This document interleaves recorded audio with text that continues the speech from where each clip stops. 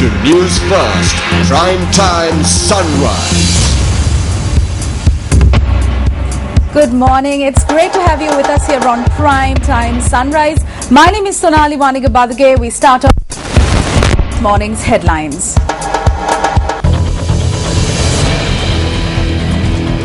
GCE ordinary level examinations to commence today. Deputy Minister of Finance and Planning Dr. Sarath Amnugama says state sector employees who receive their salary from public funds have a responsibility to render a service to society. World Human Rights Day marked today.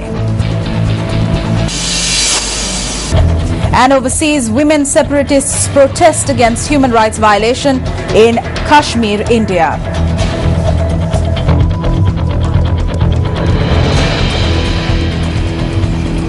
Well, the GCE ordinary level examination is scheduled to commence today. Commissioner General of Examinations WMNJ Pushpakumar stated that examinations will take place at 4,312 centres island-wide.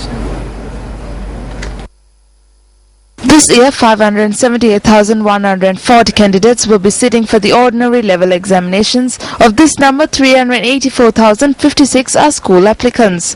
The Commissioner General of Examinations added that 78,000 officers have been deployed to oversee administrative and evaluation activities. The first stage of the ordinary level examination evaluation activities will take place from the 30th of this month to the 7th of January, whilst the second stage will take place from the 14th of January to the 22nd.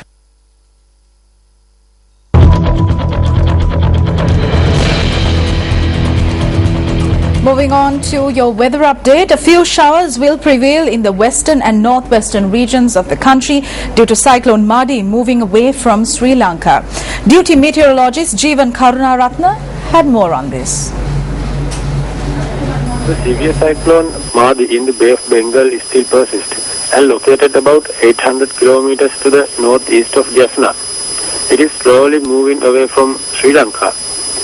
A few showers will occur in the western and northwestern coastal areas during the morning, and isolated thunder showers will develop over the Over Province and Ampara districts during the afternoon or evening. Mainly fair weather will prevail elsewhere. Jeevan Karunaratne, duty meteorologist.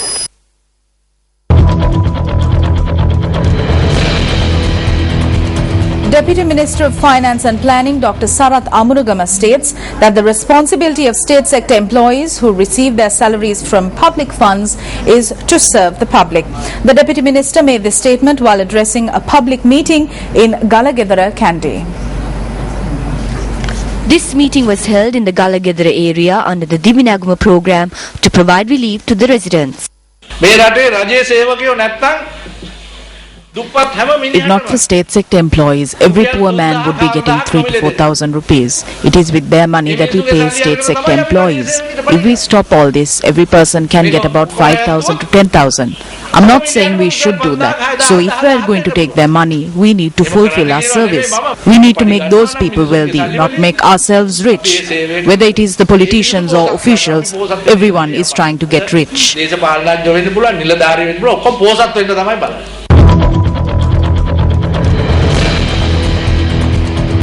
Today marks World Human Rights Day. So what are these human rights that you and I speak of?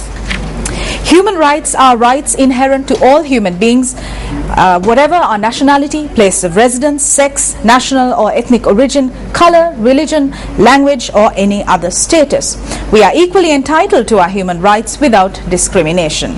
These rights are all interrelated, indivisible, interdependent and inviolable. Now this year's theme for World Human Rights Day is Working for Your Rights, but with emphasis on the future and identifying the challenges that lie ahead. Speaking to Newsfirst, Commissioner of the Sri Lanka Human Rights Commission, Dr. Pratibha Mahanamaheva expressed these views.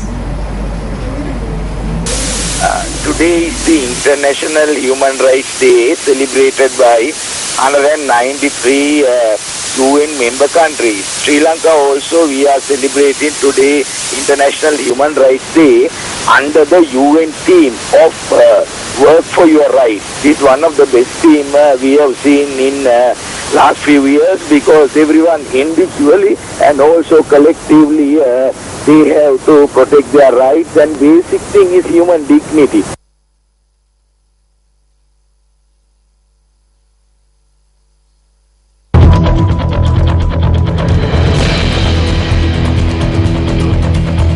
Now, due to the weather advisory that was issued by the Department of Meteorology, fishermen had refrained from going off to sea, but fishermen will be setting off to sea today, and Minister of Fisheries Rajitha Senaratne has made a specific request to the fishermen to refrain from breaching the maritime border. Breaching the maritime border has come under scrutiny, under speculation, both from the Indian and the Sri Lankan sides. Now, we have managed to contact Minister of Fisheries Rajitha Senaratne live this morning. Good morning, Minister Senaratne. Thanks for joining us.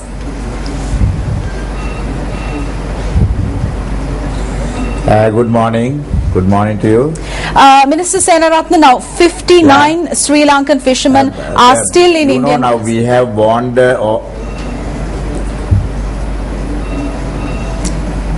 Yes, 59 Sri Lankan fishermen are still in Indian custody. What steps has your ministry taken to secure their release?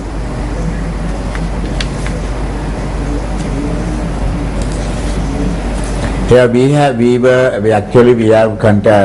continuously we have discussed with the Indian High Commission as well as through our High Commission in Delhi that we have discussed with the Indian government. Also, when the Indian Foreign Minister Mr. Khurshid arrived here, I had special separate discussions with him to discuss. They understand our plight, our fishermen's plight. Actually, the Indian High Commission wanted their group of their Indian fishermen to be released so that they will reciprocally they will do the same. So we released a batch of fishermen, but they never they didn't do that. So therefore, I have requested the Attorney General's Department not to release anymore until our fishermen are released by the South Indian government. I think that there is a problem between the central government of India and the provincial government of Tamil Nadu. That's a whole problem.